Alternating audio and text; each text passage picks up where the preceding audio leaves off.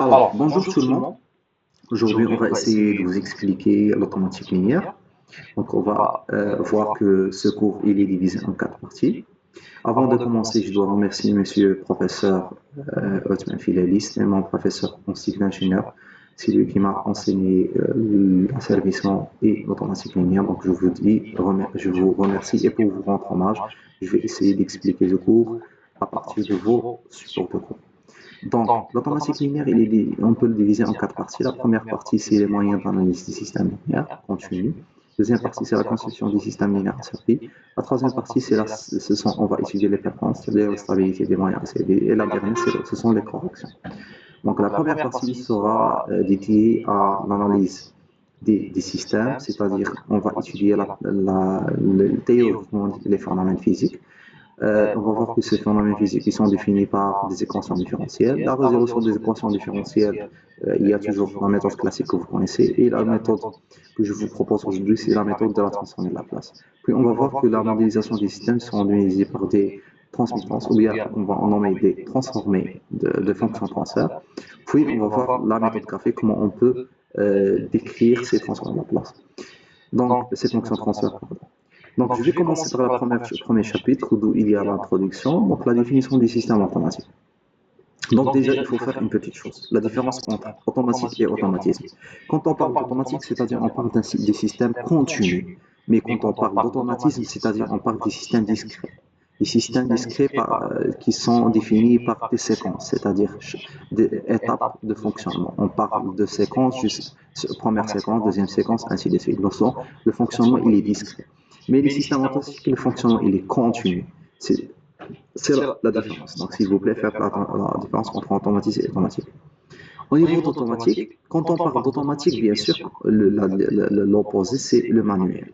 Donc, quand on parle de manuel, c'est-à-dire on voit qu'il existe l'intervention humaine ou bien l'intervention d'un opérateur. Mais les systèmes automatiques doivent être autonomes. Alors, on peut voir qu'il y a plusieurs exemples de systèmes automatiques. Il y a des exemples où il y a le contrôle d'une vitesse, contrôle d'angle, il y a changement de position d'un bras de robot, un pilotage automatique des avions. Dans notre cours, on va juste s'intéresser aux automatiques asservies. Donc, cette fois, on va faire la différence un petit peu entre la régulation et l'asservissement. Il faut savoir que les systèmes automatiques soient être régulés ou bien asservis. Au niveau de la régulation, on parle de consignes constantes, c'est-à-dire l'entrée, elle ne change pas. Exemple de climatiseur, par exemple, si vous fixez la température à 25 degrés Celsius, donc il faut que le système garde la température de la salle en 25 degrés. Contrairement à l'asservissement, l'entrée elle est variable. L'exemple le plus concret, c'est la variation de vitesse d'un moteur. Donc, vous voulez avoir un moteur qui varie sa vitesse, c'est-à-dire soit il augmente sa vitesse, soit il diminue sa vitesse, soit il garde une vitesse constante, mais même s'il garde la vitesse constante, il y a toujours l'option de changement de vitesse. Donc, on parle d'asservissement. Donc, s'il vous plaît, il ne faut pas oublier cette différence entre la régulation et l'asservissement. Donc, si on veut voir un exemple de structure ou bien d'architecture du système, donc, soit une boîte noire, bien sûr une boîte noire qui a comme entrée E constante et la sortie. Bien sûr, quand on parle d'un système linéaire continu, c'est-à-dire des coefficients constants, la sortie va prendre l'allure de l'entrée, donc il sera aussi constante. Donc ici, on parle de régulation. Mais si l'entrée varie, bien sûr, la sortie va prendre l'image de l'entrée, donc elle varie aussi. Donc on parle d'asservissement. Donc l'informatique, il y a deux représentations, il ne faut pas oublier. Maintenant, on va passer à une autre partie. Maintenant, on va parler un petit peu au système boucle ouverte, système boucle fermée. Donc, il faut savoir que les systèmes en boucle ouverte, l'entrée est une commande, la sortie, c'est une réponse. Donc, il faut savoir que les systèmes en général ne sont pas en boucle ouverte. On va voir pourquoi.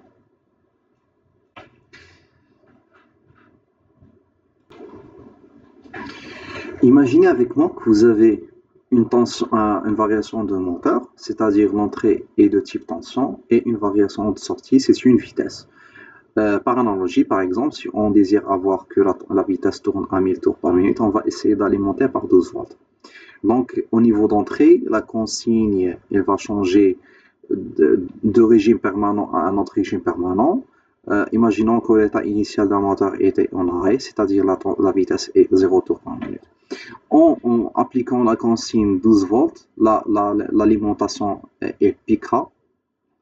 Donc la réponse, il va avoir l'allure suivante, l'allure d'un pseudo-périodique, c'est-à-dire on a plusieurs dépassements avant d'avoir une stabilité au niveau de la vitesse.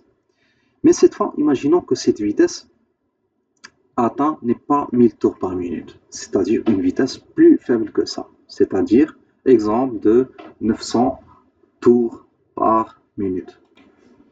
Ça veut dire que la vitesse est inférieure à celle qu'on désirait, ce qui est exprimé par une erreur.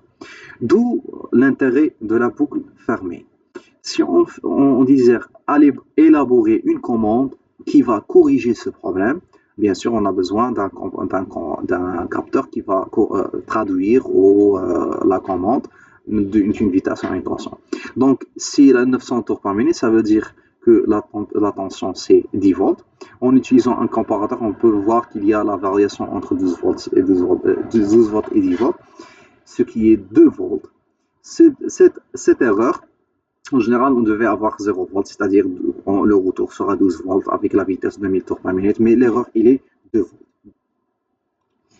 Donc, 2 volts, il va être donné au système. Ce système, il va recevoir plus d'énergie et il va essayer d'atteindre la vitesse désirée qui est 1000 tours par minute. Mais il faut savoir, ce retour, il est nécessaire pour corriger l'erreur de précision, mais il n'est pas toujours suffisant. Il faut ajouter d'autres éléments comme des correcteurs.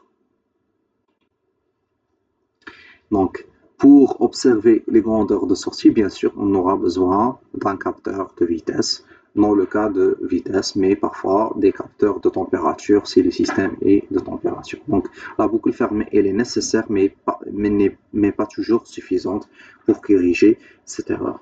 Le système, il va garder les mêmes performances de stabilité, c'est-à-dire si l'allure d'entrée est constante, l'allure de sortie ou bien la réponse doit être constante puisque c'est un système linéaire continu, c'est-à-dire les coefficients de l'équation différentielle ils sont constants.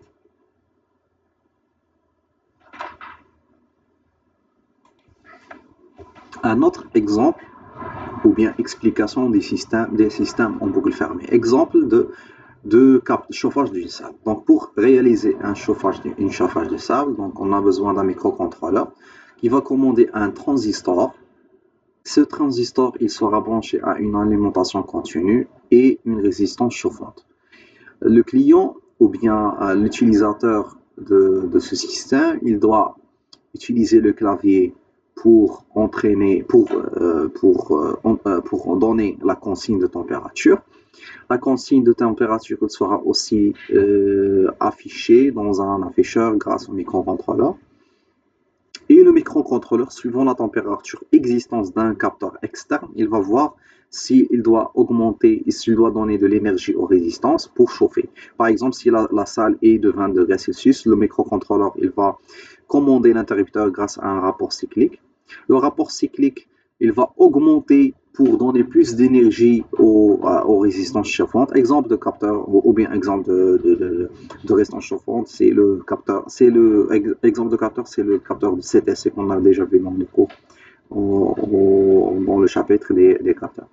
Donc si bien sûr la température il est basse, donc le microcontrôleur veut jouer sur le rapport cyclique du transistor. Si le rapport cyclique augmente, c'est-à-dire là l'énergie donnée à la résistance, elle est croissante. Exemple d'affichage de température. Donc on peut voir le premier déplacement, c'est-à-dire si on désire avoir une température de 25 degrés, bien sûr la résistance chauffante, il va plus chauffer la salle. Exemple de dépassement, c'est-à-dire 30 degrés Celsius, c'est-à-dire un dépassement de 5 degrés. Bien sûr, le microcontrôleur, il va capter grâce au capteur que la température est plus grande que la température qu'on signe, c'est-à-dire qu'il va diminuer cette fois le rapport cyclique. Donc l'interrupteur, il va être plus ouvert, souvent ouvert que fermé, ce qui va diminuer l'énergie donnée aux résistances chauffantes, ce qui va baisser un petit peu la température. On peut voir ça dans la partie de dépassement négatif. Et ce phénomène va se répéter jusqu'à qu'il va être constant. Sauf si il y a aussi bien sûr la partie de la perturbation. Par exemple, si quelqu'un ouvre la fenêtre ou bien ouvre la porte, donc la température il va changer et le microcontrôleur doit observer la température externe grâce au capteur et il doit équilibrer la température, c'est-à-dire qu'il y aura des ondes positives, négatives jusqu'à atteindre la température désirée. Bien sûr, le microcontrôleur il va jouer sur le rapport cyclique. Bien sûr, comme vous avez déjà vu, ce transistor, c'est un type de hacheur, c'est-à-dire qu'il va introduire un rapport cyclique par rapport à la tension d'alimentation et il va jouer sur la tension V, sur la résistance chauffante pour diminuer et augmenter la température jusqu'à réguler la température définie par la consigne.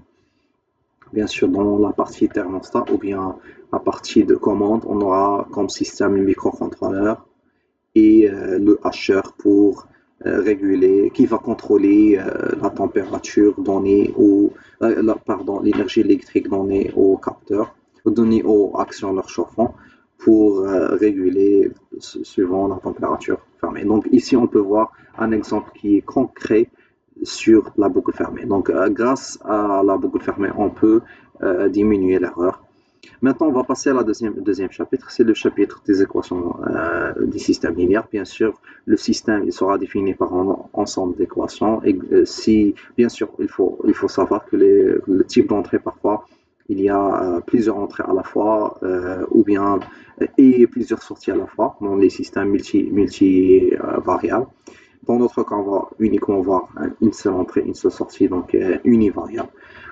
Il faut savoir que si on parle de système linéaire continu, c'est-à-dire les coefficients doivent être constants. Exemple d'équation différentielle définie, c'est l'exemple de la principe fondamental dynamique. Sigma de force extérieure égale la masse fois l'accélération. L'accélération, c'est une dérivée première de la vitesse et aussi l'accélération, c'est une dérivée seconde de la distance. Dans d'autres cas, l'entrée, c'est la distance ou bien la vitesse et la sortie, c'est la force donnée ou bien parfois un couple s'il s'agit d'un moteur. Donc le moteur électrique, vous donnez une énergie électrique et la sortie, c'est un couple, c'est-à-dire une énergie mécanique.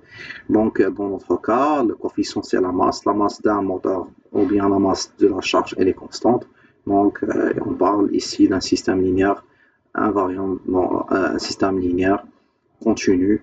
Donc, on peut appliquer les phénomènes, on peut appliquer les théories du système linéaire continu. Mais il faut savoir une petite chose qui est très importante. Les systèmes, en général, sont non linéaires.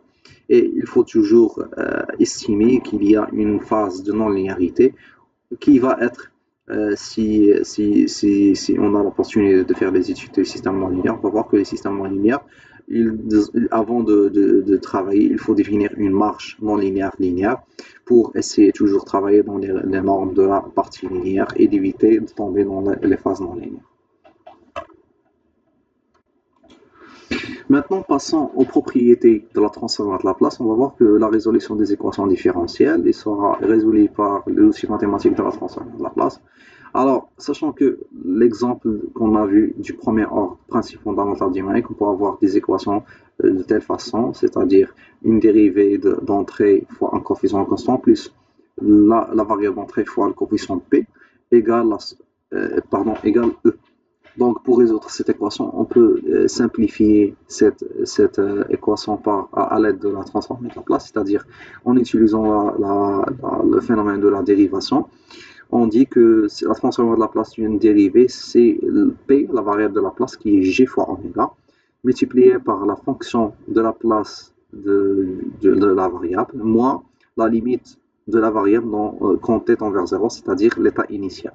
Et si vous avez une dérivée seconde, c'est-à-dire cette fois on va multiplier P, deux fois, c'est-à-dire P au carré fois la variable de la place de la fonction, moins l'état initial fois P, moins la limite de la dérivée dans le temps, c'est-à-dire l'état initial. Par exemple, si le cas d'accélération, c'est la dérivée seconde de la distance, c'est-à-dire P au carré de la distance, de la transformation de la place de la distance, moins P la limite de l'accélération, moins la limite de la vitesse. Donc, en utilisant la transformation de la place, on aura une fonction de transfert. On va voir plus tard que soit x de p c'est une entrée, e de p c'est la sortie. Si on factorise avec x de p, on va avoir x de p factoriel de a fois p plus b égale à e de p. De cette manière, on va avoir une formule qui va traduire la sortie en fonction de l'entrée.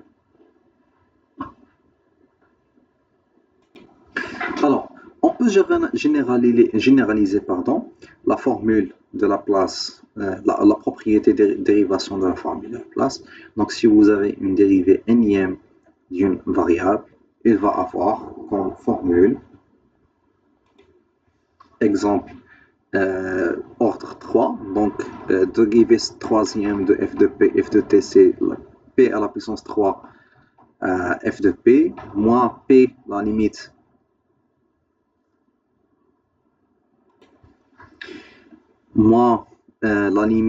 deuxième de la fonction quand t tend vers 0, moins p, la dérivée f de t sur dt, moins p au carré, la limite de la fonction. Donc la dérivée seconde, moins la limite première d de t, sont multipliés par p, et p au carré dans la limite quand f de t tend vers 0. Je répète, transformer troisième de la dérivée troisième de la fonction égale p à la puissance 3 fois f de p,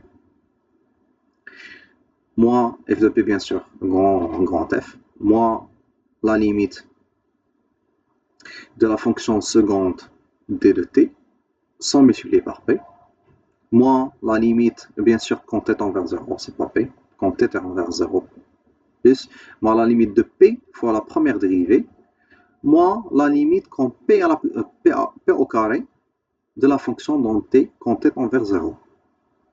Donc c'est ça la méthode de la dérivation. J'espère que c'est clair.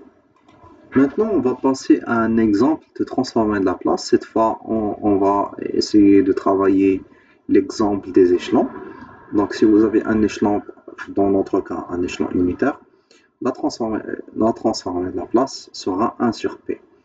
Donc, bien sûr, on s'intéresse bien sûr aux échelons, car les échelons représentent le régime permanent du mode de fonctionnement des moteurs. C'est-à-dire les moteurs ont une forme trapézoïdale qui explique la partie d'accélération, partie des accélérations et le premier régime permanent, deuxième régime permanent. Exemple, premier régime permanent, on parle de 10 tours par minute jusqu'à 3 tours par minute, c'est-à-dire qu'on parle d'une phase d'accélération. Si on s'intéresse à étudier juste le régime permanent, on doit exciter l'entrée la consigne par un échelon, bien sûr unitaire si on s'intéresse uniquement du fonctionnement en régime permanent, mais bien sûr si on s'intéresse d'une vitesse spécifique, il faut donner un coefficient fois U de t.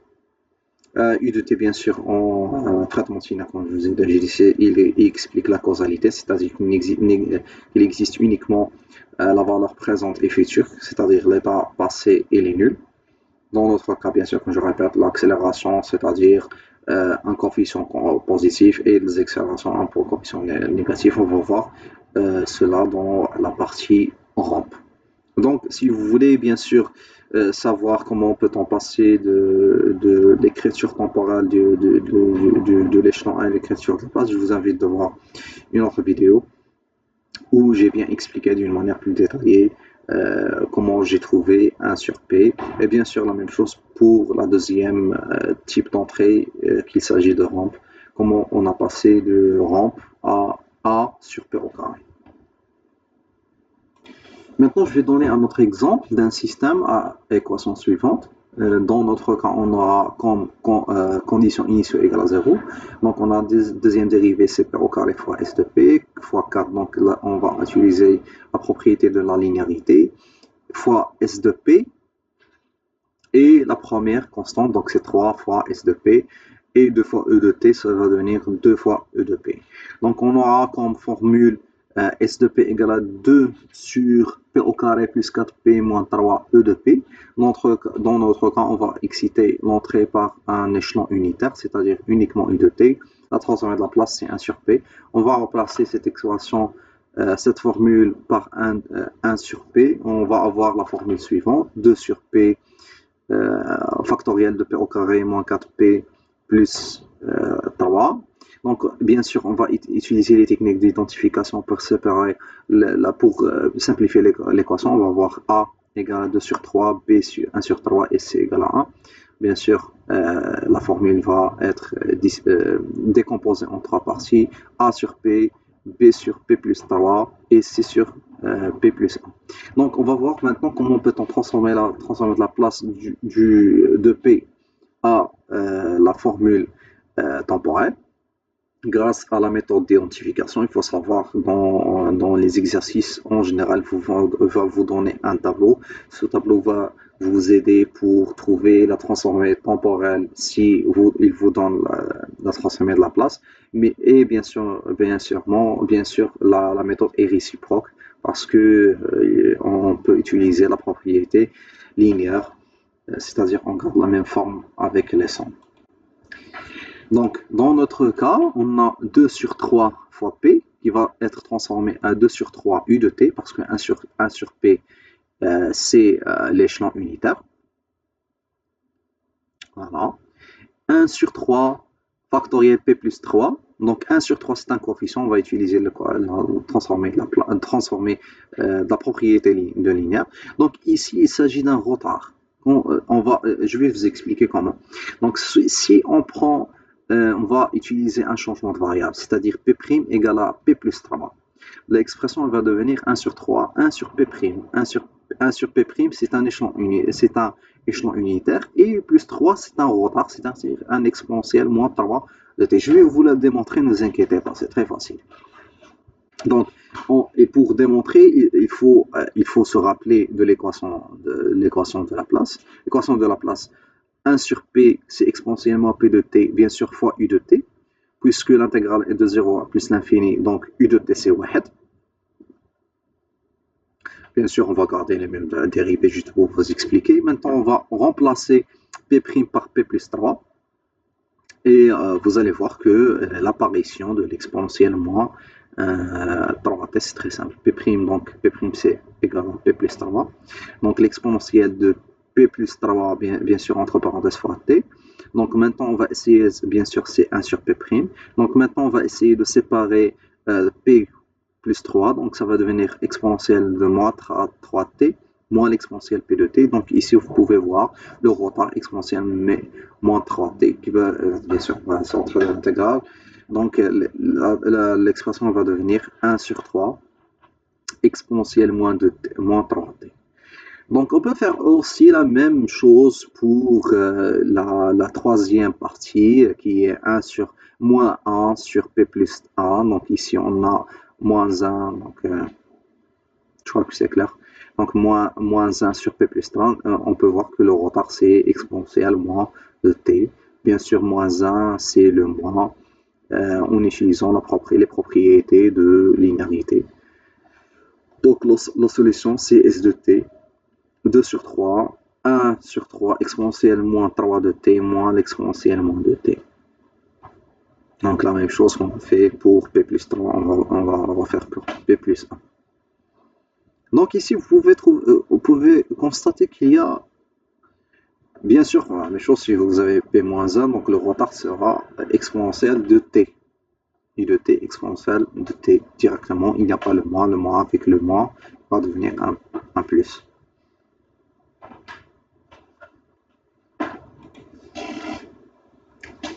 Voilà. Au niveau du tracé, si on désire le tracé, vous pouvez voir que U de T c'est un échelon de 0 à 1. Les exponentiels, on a deux exponentiels, une partie constante 2 sur 3. On a deux exponentiels, c'est-à-dire qu'il sera défini par deux tangentes. La première tangente, c'est la tangente la plus petite, qui est 1 sur 3, et la grande tangente, qui est moins 1. On va voir la forme, elle sera exponentielle avec deux tangentes. Cette méthode de tracé, vous aurez besoin après pour le régime apériodique qu'on va voir dans le deuxième ordre. Vous avez deux exponentielles, c'est-à-dire vous avez deux tangentes, la première tangente et la deuxième tangente.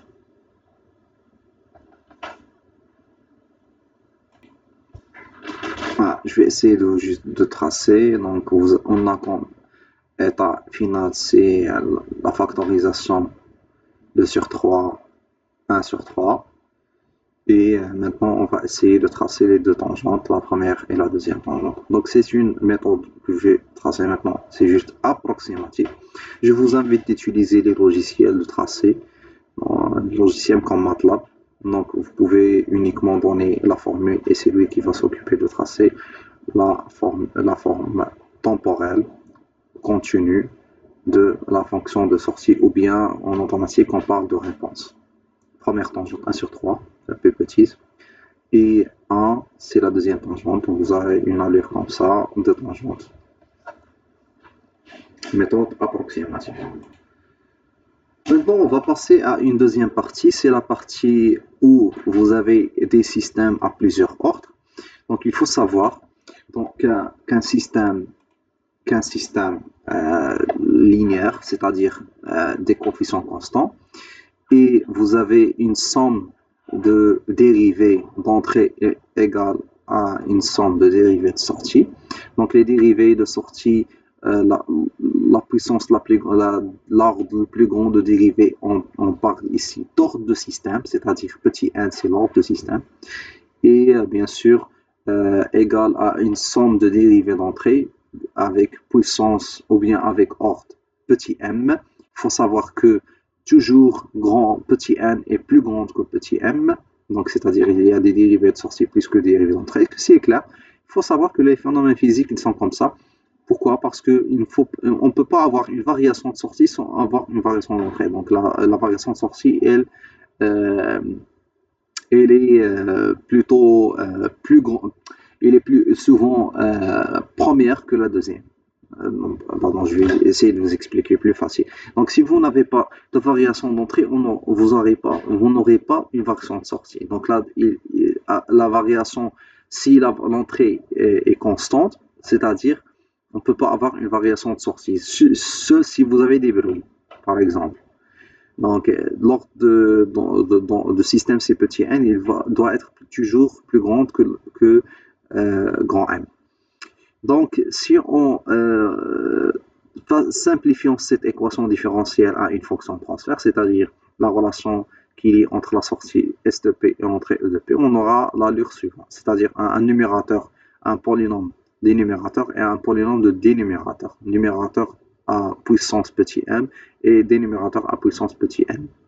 Donc, quand on parle petit n, c'est-à-dire on peut aussi simplifier cette fonction de transfert ou bien une relation entre sortie et entrée en factorisation des numérateurs, factorisation des numérateurs, et on aura une autre expression qui va donner l'ordre et la classe du système. On va voir après, Inch'Allah, dans les slides suivants.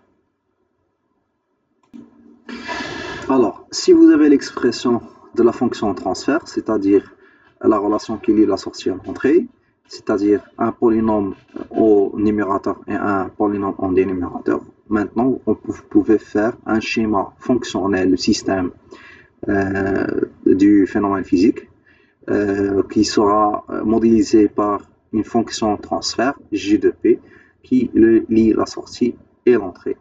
Et de cette manière, vous pouvez, grâce au théorème de l'asservissement, on peut trouver des corrections convenables au système que vous avez pour avoir des performances définies par un cahier de charge, stabilité, précision et rapidité.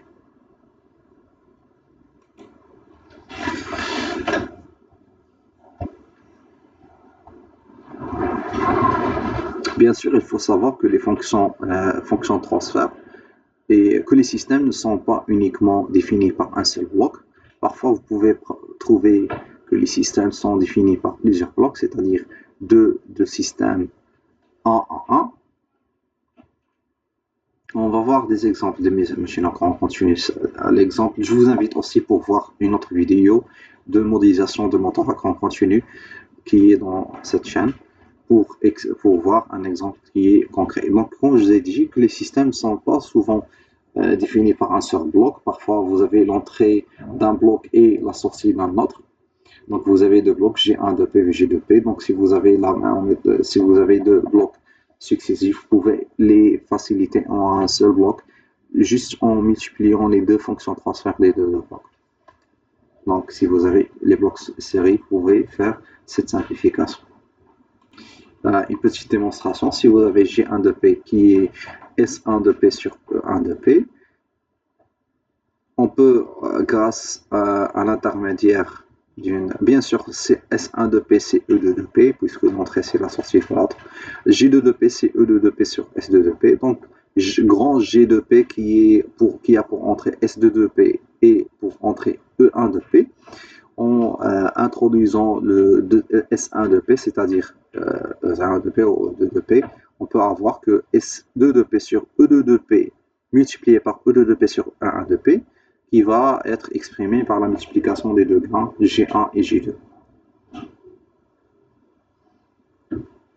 Bien, maintenant, on va passer à une autre écriture, c'est l'écriture canonique, ou bien l'écriture avec les solutions des deux polynômes, numérateurs et dénumérateurs. Donc, on peut voir que la fonction transfert peut être définie par un K, qui est le gain statique, multiplié par la soustraction de P avec les solutions du numérateur Z, qui sont nommés des zéros. Donc, cette terminologie est très importante.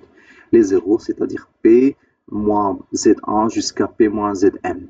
Bien sûr, puisque l'ordre c'est M, donc on aura M solutions. Donc, pour les dénumérateurs, c'est la multiplication des P moins PI avec les PI, ce sont des pôles. Et il faut signaler ici que parfois vous avez des pôles 0, c'est-à-dire des solutions 0, qui est défini par P à la puissance alpha. Avec alpha, il est nommé le type de système ou bien la classe. Donc il faut noter K, c'est le gain statique. Voilà, point nul, parce que P moins alpha à la puissance alpha, P moins 0 à la puissance alpha, 0 c'est le pôle qu'on va nommer point nul. Alpha, c'est pas l'ordre de système, mais c'est la classe ou bien type de système. Donc cette écriture canonique est très importante. Il faut bien comprendre comment peut-on trouver cette écriture canonique. C'est l'objectif de ce chapitre. Bien sûr, N avec N, c'est l'ordre du système. Donc vous avez N, l'ordre de système. Vous avez alpha, la classe ou type de système. Vous avez les pôles P, PI, et vous avez les zéros, les ZI. Avec les zéros, nombre de zéros, c'est petit m, nombre de pôles, c'est petit m.